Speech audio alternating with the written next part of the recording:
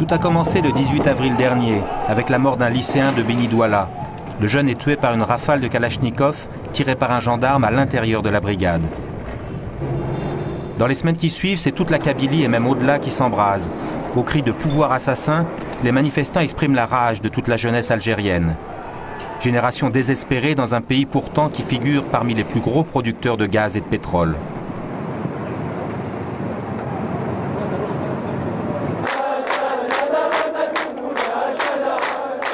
Mais c'est la manifestation monstre d'Alger le 14 juin qui va être le point culminant de la protestation.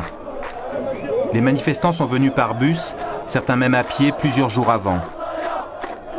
Des centaines de milliers de personnes convergent vers la capitale, à l'appel de la coordination des Harches. Elles veulent le retrait des forces de gendarmerie, la reconnaissance de la langue berbère. Les jeunes dénoncent la hogra, c'est-à-dire le mépris des autorités et l'injustice. L'une des plus impressionnantes manifestations depuis l'indépendance se termine dans la confusion. Des jeunes provocateurs infiltrés parmi les manifestants cassent l'élan populaire. 4 morts, 300 blessés, un traumatisme pour les organisateurs.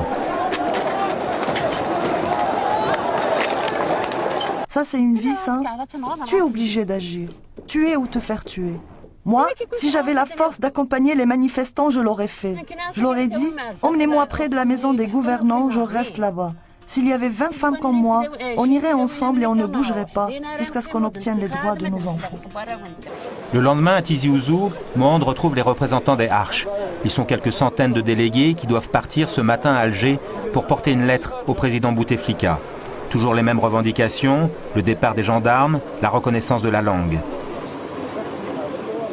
Hassen Salah, un militant berbère de la première heure. Hassen appartient au même comité de Harches que Mohand. Très actif depuis le début, il a une grande influence sur les jeunes. La presse elle a parlé d'interdire la marche, mais nous on ne s'est jamais demandé. En tant que citoyens, nous jugeons que nous avons le droit de marcher. Sans autorisation, il n'y a pas lieu de demander à quelqu'un de respirer. Le FFS, le parti d'Aït Ahmed, a été surpris par l'ampleur de la contestation. Le RCD, de Saïd Saadi, a dû démissionner en catastrophe du gouvernement pour ne pas se couper de sa base. Quant aux islamistes, ils n'ont pas vraiment d'audience en Kabylie. Mais ce jour-là, à Sfoun, l'attitude à avoir vis-à-vis des partis politiques reste un sujet de discorde. Nous avons voulu inscrire une organisation rassembleuse qui transcende toutes les divisions. Parce que nous avons jugé qu'il y a